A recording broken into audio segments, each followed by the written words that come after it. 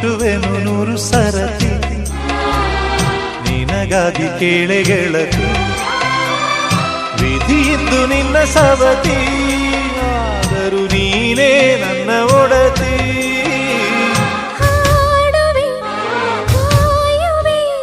ಸೇರಿ ಸಾಯುವೆ ಆಗ ಬಂದನು ನೆನಪಿಗೆ ಈಗ ಬಂದ